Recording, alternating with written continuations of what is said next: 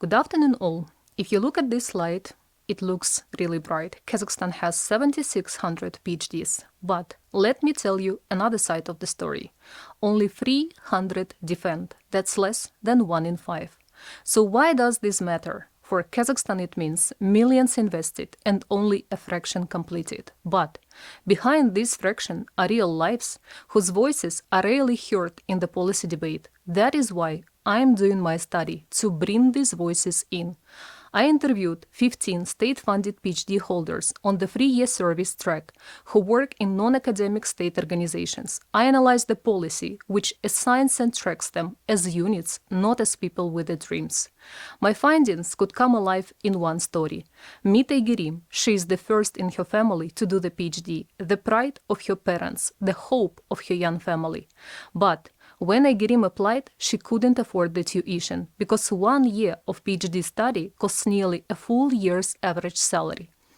Aygerim's parents live on their pension. She and her husband have a baby. So she applied for the grant and said, the grant was not the gift. It was my only option.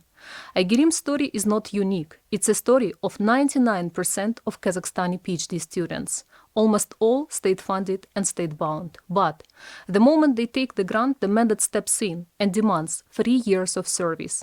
After 4 years of study, publication, and doing research for Kazakhstan, you still owe. And sometimes the mandate is signed in the final year. That's a retrospective consent, agreement given too late to be a real choice. Still, PhD graduates like Aygerim make it through and become those 1 of 5 who defend. Aygerim hoped that something could change, so she applied for the fellowship abroad. But the moment the offer came, she said, I knew I couldn't take it because of the mandate. That's how I ended up here, doing administration instead of building something new.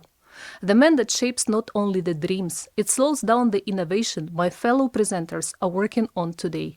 Unlike medicine, my study will not save somebody's life directly, but it can change lives under the mandate. Thank you.